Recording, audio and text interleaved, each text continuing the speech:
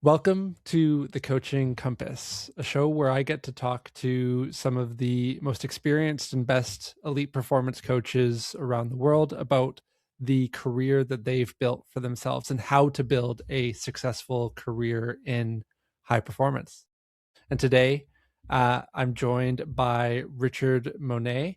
Richard has spent the last 35 years working at the intersection of sports psychology, elite performance, and education.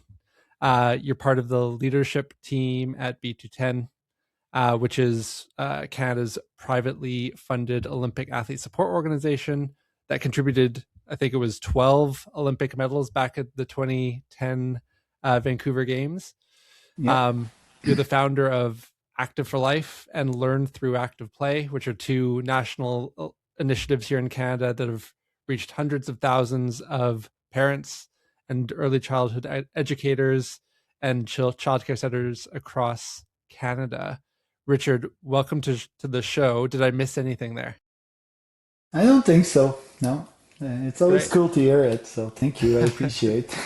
Hey, it's an impressive career, which I'm excited to dive into. I want to start with I know kind of in some previous conversations we've had, you like to you describe yourself as a rebel, and so I wanted to start with your, I guess, your formation and all of the education that you gathered kind of throughout your career. I think you've got a number of undergrad degrees, you've got a master's degree, you've got probably more than that I don't know about, but maybe talk a little bit about the formation before you kind of jumped into the career and what that has given you. Um, yeah, when you sent me your question, it really got me to reflect, which is awesome. There's two things that really shape, I think, what I mean by rebel.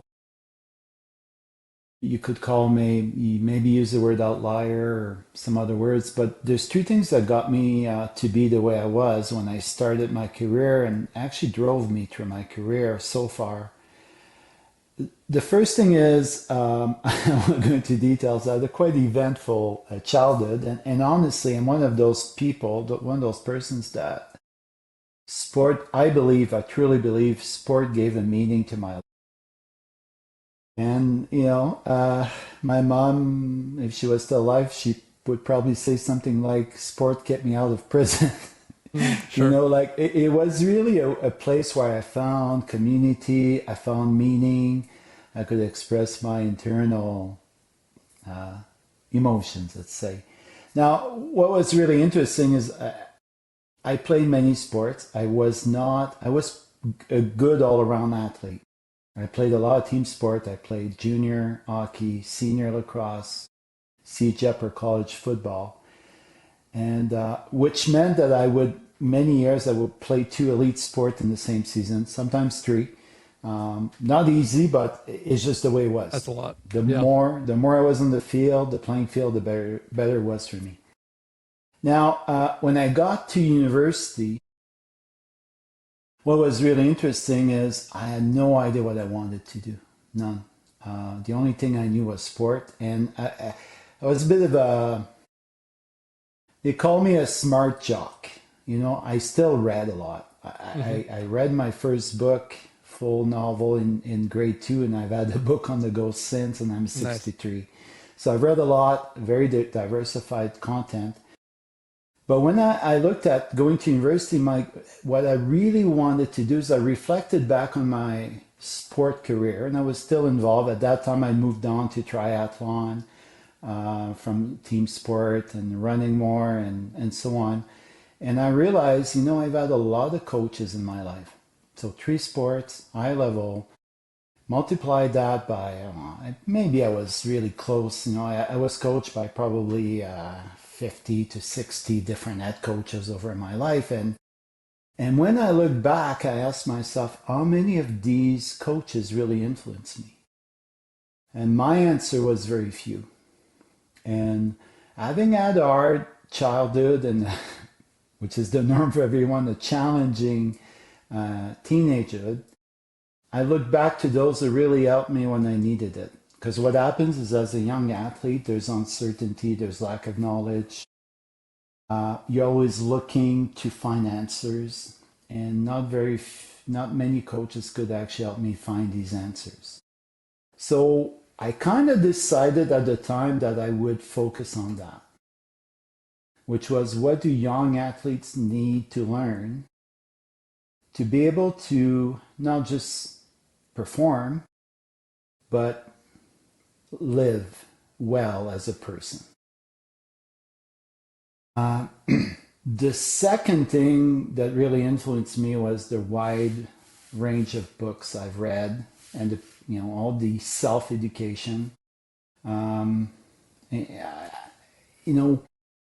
I can summarize this with one statement that came from one of my professors. At one point, he said, okay, if you want to be successful in your life as a professional, and he was speaking to a large group, he said, just remember those three words: transcend and include. And that hit me right in between the eyes. I thought it was the most wonderful statement I ever heard. And what he meant is, whatever you learn, your job is to transcend what you learned. So move forward, move beyond, but take what's good from what you've learned and include it in the next stage, in the next level. I believe in this so much that when I completed my last master's degree, I got myself a watch, and I had that engraved on the back: transcend and include, as the summary. So it gives you an idea. So whatever I've learned as an educator, whatever I learned in my master's work in sports science or in sports psychology or in education, because I do have an MA in education, and I really see myself as an educator in sports psychology. I really take the road of being more of a coach than a psychologist. That's really what I am. And the last thing that really shaped my rebelness is one man was accepted into a Master's of Sports Science and Sports Psychology at the University of Montreal in the early 90s. And at the time, there was a wonderful professor called John Salmela. John has passed away since. And John was the first professor I had at the graduate level. And in my first class, with 8 other students, we're brand new to the master's program in sports science. He said, okay, our assignment right now, our first assignment is simple. I've asked, and this is John telling the story, I've asked all the PhD students and the second year and third year master's students to assemble in the graduate lounge at, on the 6th floor. I can't remember where it was exactly. And said, your task is very simple. We're going to go up there, and the task is to talk to everyone. Spend 5-10 minutes with each and every one of these graduate students. Then we'll come back and debrief.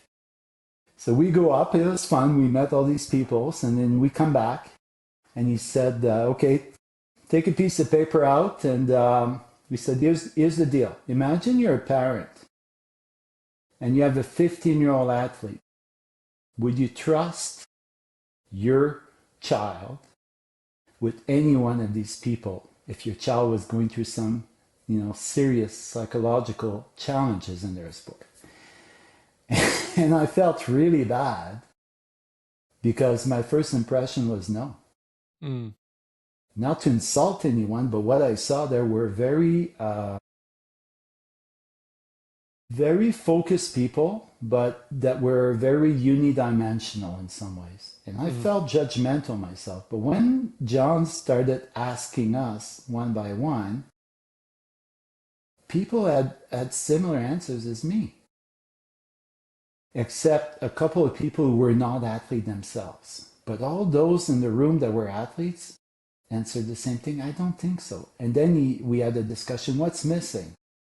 Well, it's the broad understanding of the person, is really figuring out how to talk to that person, not fall into the details of your area of expertise right away. So all these three things, my sport experience, my diversified self-learning, and this experience with John shaped me. And that's why I said I was a bit of a rebel, because being in my late teens, early 20s at the time, you think you know everything, and you've got very serious and very deep points of view on everything and perspective. So that's what shaped me. So I decided to challenge the system a bit Yeah. from the Do you inside. do you think that the system nowadays is better or worse than it was back then based on that same criteria of would you trust your 15-year-old athlete with these individuals? Do you think we're doing a better job or a worse job of that side of things? The system is a broad is a broad organism. I think yes. I think in general, from what I've learned talking to younger people in the area of sports psychology, mental preparation, my interaction with young athletes and so on, and presenting at some university programs, I would say yes, no Okay. doubt. I think across the board, we're doing much better in understanding the full person and providing young professionals with a more diversified education, I would say, no doubt. You, There's still some improvements to be done, though. I was going to say, is there a particular gap that you're still seeing that needs to be tackled most importantly from your perspective?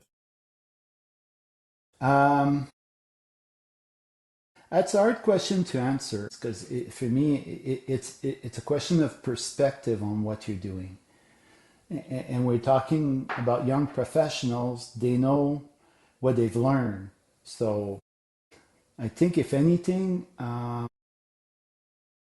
maybe teaching a bit more about a broader perspective, a more strategic perspective on developing, helping develop athletes, being part of an IST, being part of an integrated team that has a shared purpose.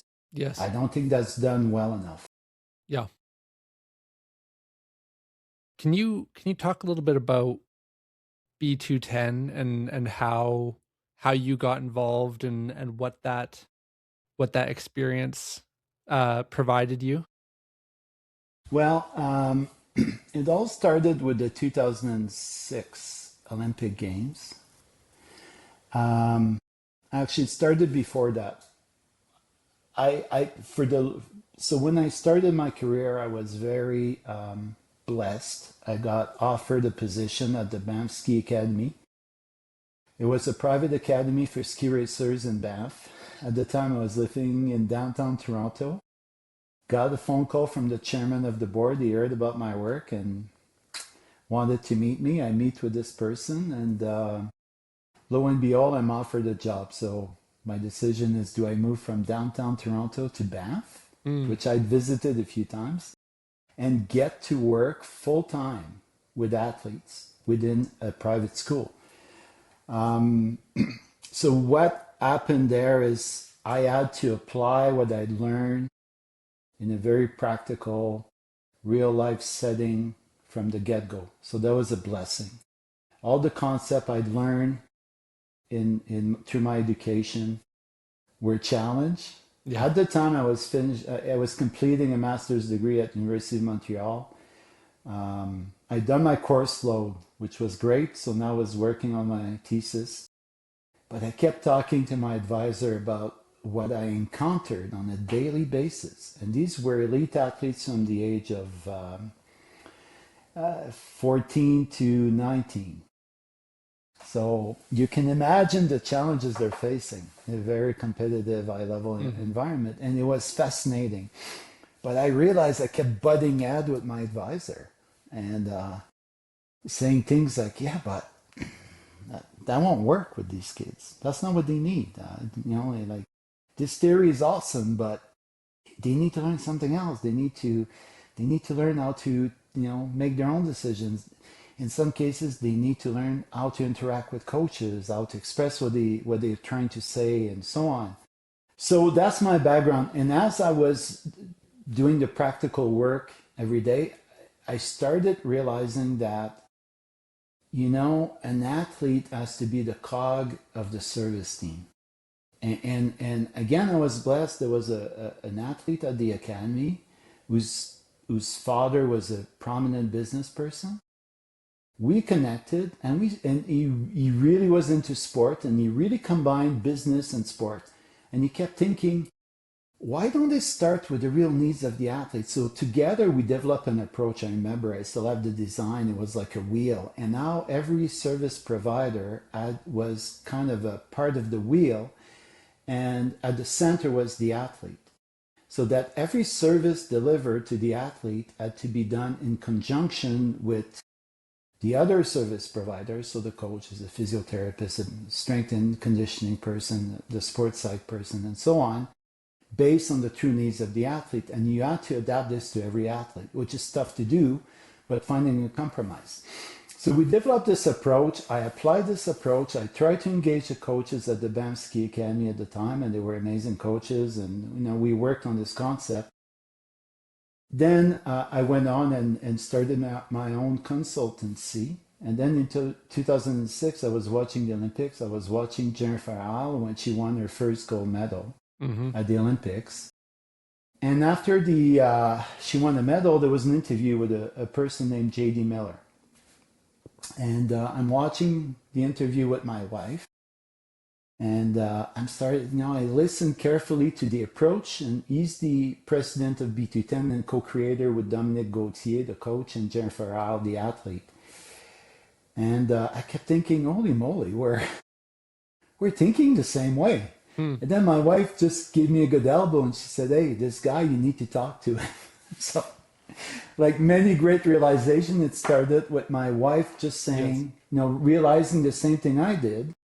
And that gave me the impetus, the courage to call him and say, I listened to your interview and we think in a very similar fashion. Let's talk.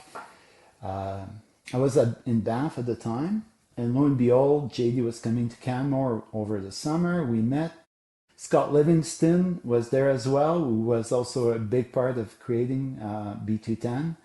I believe Dave Campbell was also there. And we just started talking and magic happened right away. It's like, okay, we're all thinking the same, on the same wavelength. We're all seeing the bigger picture. Let's work together. So that's how it started. And my first job was, of course, as a sports psychology coach and consultant, but also creating the first needs assessment as an intake to the athletes at B210.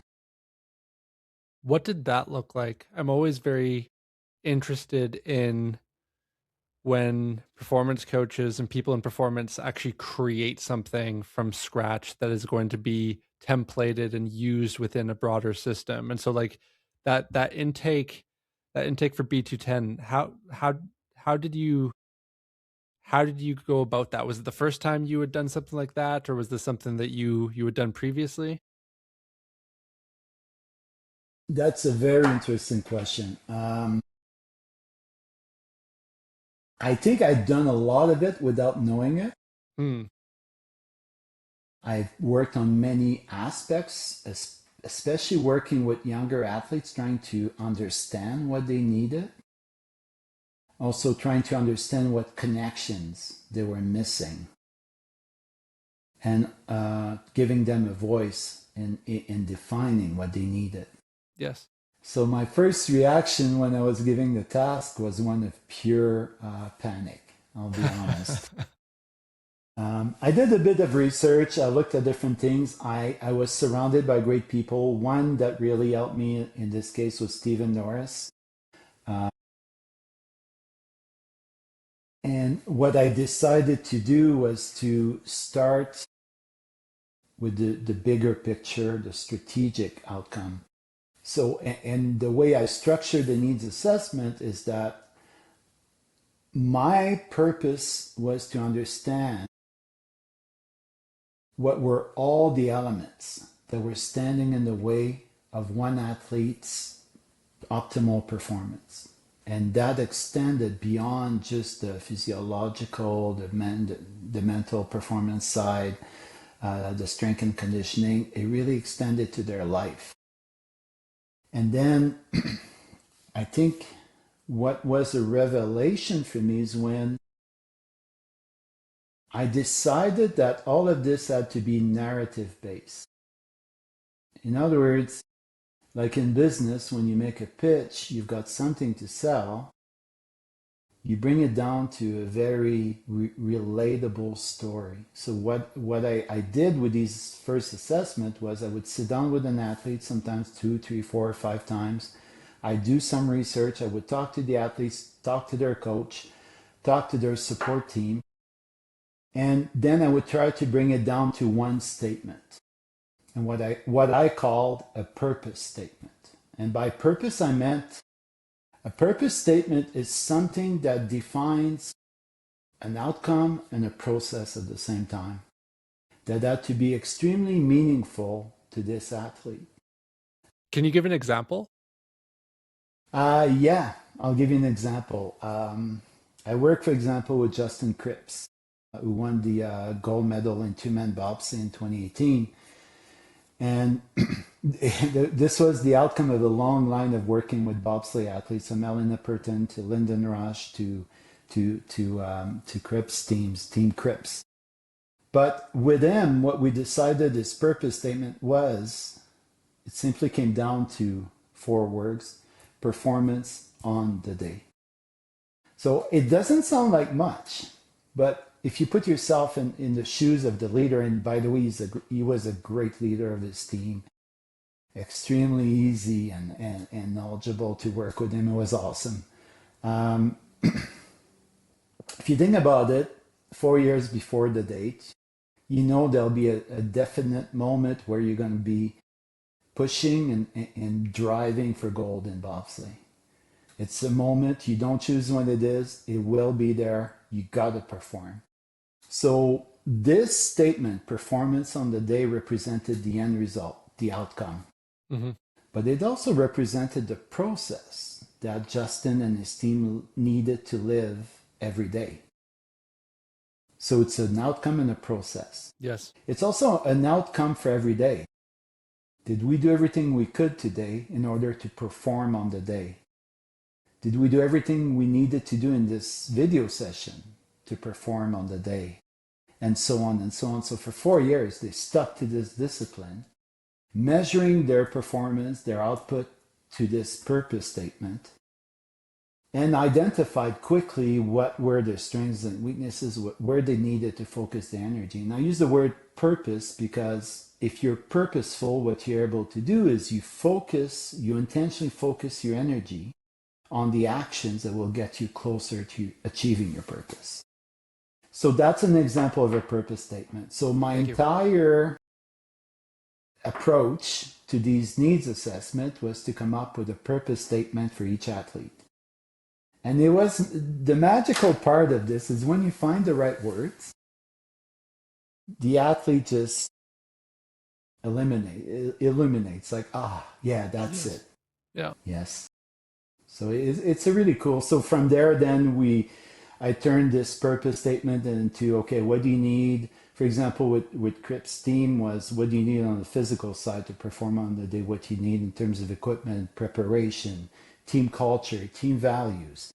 So it's really, what I like to say is, clear intentions lead to clear actions. Mm-hmm. So the clarity is achieved first. And this is what I try to do with the needs assessment. So then the second step of the needs assessment is I would sit down with other people at B210 and say, here's the purpose. Here's what I think it needs. How much will that cost? Like that was, but that was the magic. This is the magic of B210. Most NSOs work with certain templates, guidelines, regulations. Let's say we're both on the national ski team. Back in 2010, it would have sounded something like, okay, you got 5 sessions with the sports psych, you get 10 sessions with the physiotherapist, and we all got the same. Yes. Maybe I didn't need, I need a lot of sports psychology myself, but maybe I didn't need as much strength and conditioning. Yes. It wasn't designed around the needs of the athlete. So this approach helped us really focus our work. And when we got lost, the purpose statement became a bit of a searchlight. Okay, yes. Let's get back on working on this together. This is the accountabilities to the purpose of the athlete, not to my own expertise or other lead metrics. How how much understanding did you have of the business side of things going in, and maybe what did you learn um, while you were in it, kind of coming from more of the perform education side of things? Do you have a few hours? Listen, the idea of B210 is to bring a business approach to Right. developing athletes. Yes. Okay. It came from a very deep emotional statement from Jennifer Isle that who received support leading into the 2006 Olympics. After the Olympics, she went to JD and Dominique Gauthier and said, wouldn't it be wonderful if we could help other athletes like you've helped me? So, what did I know about business? Well, thankfully, I knew a fair amount for a young guy for multiple reasons. I was very blessed, and I did my first degree was in kinesiology, University of Quebec in Montreal, and I was one of a few students that were allowed to try a new bachelor's degree where we would create our own bachelor's degree in kinesiology. So I filled mine with psychology courses as well as business courses because I had Smart this guy. clear idea.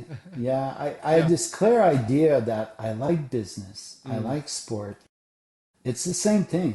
You perform, right? So I think conceptually, and then my work through the early 90s leading into the 2010 Olympic had got me to speak to many businesses and to also be hired as a consultant, as a corporate coach, if you will, in some ways, where I had to connect, help a corporate performer develop a developmental plan that would align with the strategies and required tactical needs of a corporation. So I knew some, no, I had some knowledge about business. Hmm.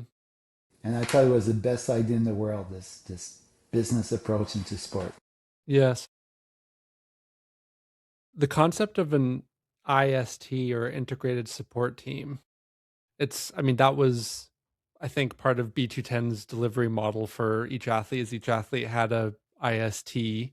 Um, you were part of the, I guess, decision or design of what that means, and I'm sure you've been a part of many ISTs since. What, um, why should a practitioner, so many sports psychs and strength and conditioning coaches nowadays, they work on their own, right? They're in their own silo, they're working with their athletes. Why should practitioners seek out the opportunity to work as part of an integrated team versus trying to be the lone wolf? Wow. Well, I tell you what, I've been part of many ISTs, not as much now because I run some bigger projects that take a lot of my time and I choose my athletes very carefully. I only have limited time to work with athletes. Mm-hmm. Um, my experience is with ISTs is usually they're all lone wolves working together, and which implies egos and insecurities. And I'm not saying this in a judgmental way. I'm saying this as an observational, as a behavioral observation. What I would see often, and I would fall in that trap a bit sometimes, is that you had an IST around an athlete or a team, and the starting point for most professional within the IST, notwithstanding their area of expertise, would be to revert to their comfort zone, Mm-hmm. to define their action plan and their actions based to their own expertise first, and then also define their metrics, their accountability structure in terms of their own expertise. And that created people working in silos, Mm. not really interacting. The oversimplified example I can give you is an athlete doesn't achieve their purpose or their goals. And, one, I'm just going to use the strength and conditioning because it's easiest to measure. The strength and conditioning expert might say something like, well, you know what? I did my job because the athlete was squatting so much. Yes. I did my job. What I tried to do when I was working with an IST, it was easier through B210 because all the experts, like Dave and Scotty and Damien Maroney, were on the same page. They saw, and the way I defined the magic that we saw was that the gold was found in between all the areas of expertise. So when you were able to transcend your own expertise and include this into a shared purpose, not an individual purpose, remove the silos and be more creative and start connecting things, that's where the gold was found. There's huge value in this. You'll get better results, which if you're a lone wolf who wants to have a long career, you need results. But also B, it's how you work with people. If you and I agree to help an athlete and we are accountable to a shared purpose that we've defined together with the athlete, we're going to work together differently. We're going to interact differently. And I think this really reflects on a provider in the short term and the long term.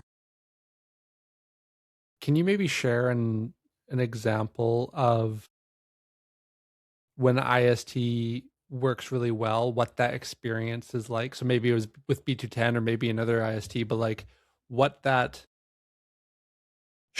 outcome for the athlete was, but what that experience was as a practitioner working as part of the team. What was what did you get out of it? What was the value and the experience like? You gotta be careful not to fall too much into the details. So I'll be a bit generic. I'll create an example that is based on a true story, but funding of sport in Canada can be challenging. Tricky, yes. Tricky. Yeah. It's better now, thankfully. We're starting to understand. I hope the value of sport more. So imagine an IST where there's very, very small budget, but the athlete is very determined. The athlete takes ownership of her own plan, works very carefully with a nutritionist, a physiotherapist / AT, with a mental performance coach, and the coaching staff as well. Now, the only person that goes to international event is the AT / physiotherapist. So when the IST is aligned on a purpose, what I was able to do was to talk with that physiotherapist and say, okay, the purpose statement defined by the athlete, what the athlete wants to achieve as an outcome and live on a daily basis as a process, comes down to these observable behaviors. So can you observe as you're traveling, as you're helping the athlete at competitions and in training, and don't do it in isolation, do it with the athlete every day. Look at these 5 observable behaviors and have a discussion, 10-15 minutes discussion with the athlete based on these 5 observable behaviors. For example, a behavior always starts with I will. So I will prioritize rest and recuperation through my travels. For example, it doesn't sound like a mental performance goal, but it is. Yep. Right? So then an IST that functions well, the therapist doesn't feel threatened by this. The Hmm. therapist is Yes. part of the discussion, part of creating the purpose statement, part of creating the plan, has ownership in these observable behaviors, and can actually act as a connector to the IST on the road. So that's an example of when it works really well. Humility plays a big role there. Everyone needs to be willing to learn from each other, and then be willing to, in the this example, the physio needs to be willing to play a minor, let's call it, mental coach role, because they're not there, and so learn from the mental coach before they travel, and then take that advice and use it with the athlete. But that all takes humility. Yeah, and also the humility and the professionalism to know what are your limitations. Yes, yes, true. Yeah. In this case, I still remember a phone call, and like 6 o'clock in the morning my time, where it was the therapist saying we have an issue, right? Yeah. Yeah. But it was the right thing to do, and it came from the right place with the right intention, and it was awesome. Hmm. Which all again comes back to that shared purpose that you all agree on at the beginning with the athlete, and then if you all truly agree, then it should make everything fairly, well, hopefully simpler.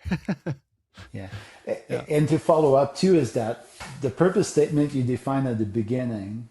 I always do the same thing: purpose statement, critical success factors, observable behaviors. If you're really human and you understand how people really learn, everything will change. Mm, If you're doing your job, the athlete evolves, and then there might be maybe the purpose statement needs to change. Hey, here's right. what we've learned through the first year of this purpose statement, of this plan, of this yearly training plan. We've learned X and Y and Z. Okay, great. Then we need to refine and adjust the plan for the next 3 years, which happens. I'm not saying this doesn't happen. It happens in every areas of expertise if you're a good service provider. Hmm. But it also, when it happens as a collective, as a true team, and not just a group of service providers, it's truly an integrated service team. It's magic. Mm. I want to move to active for life Mm. because I'm super fascinated by how do you create a movement really that kind of goes national, and then how did that come about, and what how has it been meaningful in your career? You got Big big question. questions. Yeah. Yeah. Uh, First of all, Active for Life is an initiative of B210. Okay. And I gotta give huge credit to JD Miller, who is the president, and the entire board and the donors to B210, because you basically have a group of people that are business leaders in this country. They support Olympic athletes, Canadian Olympians, to succeed on the world scene.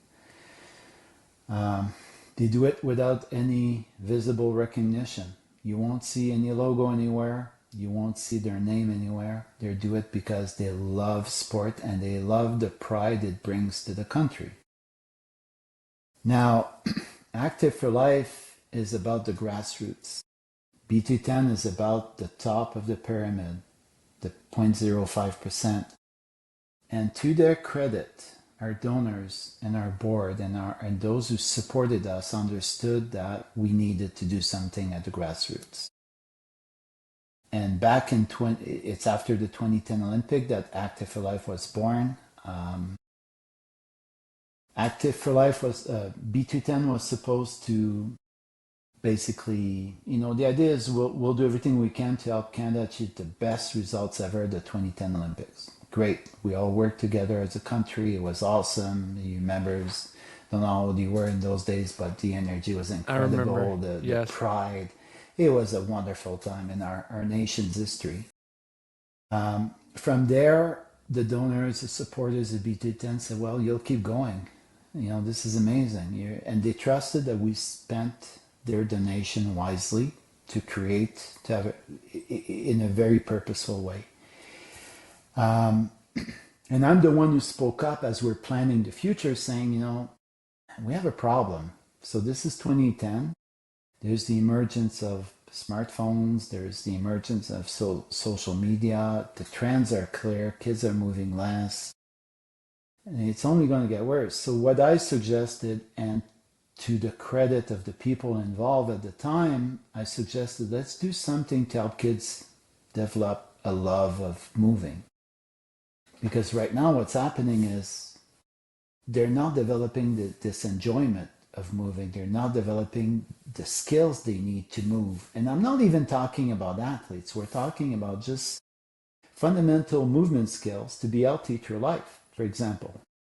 I mean, the skills you learn when you're 7 will prevent a fall when you're 63 and break your hip, right? So we're talking very fundamental stuff. And to their credit, they saw it, they understood it, and they supported Active for Life. So then the next step was, okay, how do we activate? So the idea we came up with as the team I led that created Active for Life, we came up with this idea. Let's do the same with parents that we did with athletes, which is, what are their real needs? Because in those days, and it's really interesting, when you look at history, the promotion of physical activity in Canada has started around the 50s, and it has gone on. And money has been put in marketing campaign, and they're all great and they're awesome. Yet the facts remain that kids are less active. So when we decided to do something, we did an analysis of that sector, and we realized there's a better way. And what we decided to do is, one, it needs to work in real life. So whatever solution we bring, it needs to work in the real life of parents. So if you can imagine, 2 working parents come home at 6:30, they need to make dinner, watch the kids' homework. How do you get your kids moving? Yeah. Right? So it needs to be real life solution. 2, no shaming.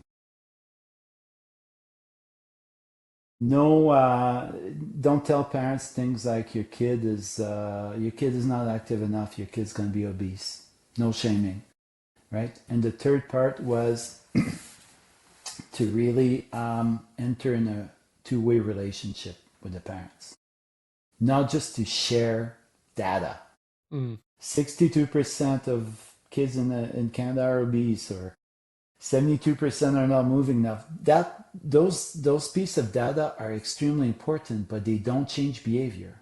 No. What changes behavior is when someone trusts the information given to them. Yes. So we decided to act this way. We started sharing with parents. We started interacting with parents. It grew organically and reached a level of over 2 million, through all the multiple platforms we have. Much more than 2 million annual users coming to our site. And then we have an algorithm that figures out how many kids get moving for real in real life, which is really awesome. And we get 3 to 4 million kids to move in real life every year. So that's how Active for Life came to be. And then we've realized that even though we start with a simple idea to get kids moving through the concept of physical literacy, which is developing the confidence, the competence, and the motivation to move in children, which when you think about it, you're not a parent, are you? I am, yes. 3. Oh, you are, great. So imagine every interaction with your child is an invitation to play, to active play. Yeah. But your intention as you do this is to help your child develop the enjoyment of moving, the competence to move well, and the confidence to move. It shapes everything you say and everything you do. You won't get your kid to do push-ups when they're 5 or jumping jacks if they don't like it. You'll find other ways of making it fun. Make sure they develop certain skills as simple as what can you throw with your left hand as well as your right, and so on, or stand on your left foot as on your left leg as well as there's so many ways to look at it differently once you adhere to this philosophy. And then it kept growing, but now we're realizing it's even worse in our society. There's an even greater need Yes. to intentionally develop physical literacy in children. And all summer, I know I'm talking a lot about this stuff because I'm very passionate, but it's very simple to understand. I'm 63, so I grew up in a world where when in school, I moved a fair amount. Not during class, I had to sit and Yes. behave and listen, but our recesses and our lunch times were extremely active. Mm. And when we came back home, my mom kicked me out to go play outside. Yes. So I moved a lot, right? Mm-hmm. Uh, so active play was what I called a implicit social norm. Everyone did it. Why? No one needed the science, they just did it. Now we've moved into a world where has changed a lot, where children are nudged into inactivity. Yes. And this is not intentional. What does that mean? Well, a kid is crying in a supermarket, you give them an iPad to calm them down. Mm-hmm. That's a nudge. You drive your child 3 blocks to their friend because you're afraid they might be kidnapped on the way. Mm-hmm. That's a nudge Yes. not to move. So they're Yeah. developing their norm, their new normal is sedentarity, inactivity, not moving. And then the worst part, and I bring my phone, we're not against technology. We need this to succeed in life. But the problem is that when I used to create my own imaginary world with my friends, when we invented a different game of baseball in my small backyard with different rules that worked there, all this imaginary work and all this way to figure out how the world works now is taken over by an imaginary world that is created by an algorithm. Yes. So what will come out of it, we're not sure. But now the play-based childhood is disappearing. The active play-based childhood is going extinct. So we need to do something as a society. That's why we've created Active for Life. And this is why also we created a program called Learn Through Active Play, where basically, again, our funders are amazing. We're providing money from the private sector to help bring professional development to early childhood educators to help them engage children in learning through active play. So, in a nutshell, we could have a podcast just on that topic. We might have to. That'd be Yeah. something else. We might have to, yeah. No, Richard, I mean, you're doing such incredibly important work, and we've raced through 35 years of experience in about 45 minutes. It doesn't do it anything justice, but I want to thank you for your time today. Thank you for the work that you continue to do, and I'll ensure to share links to all of the various programs that you mentioned here in the show notes so people can look at it. But thank you for your time today, and yeah, we'll definitely have to do this again sometime. I really enjoyed it. Thank you very much, Caleb. Thanks.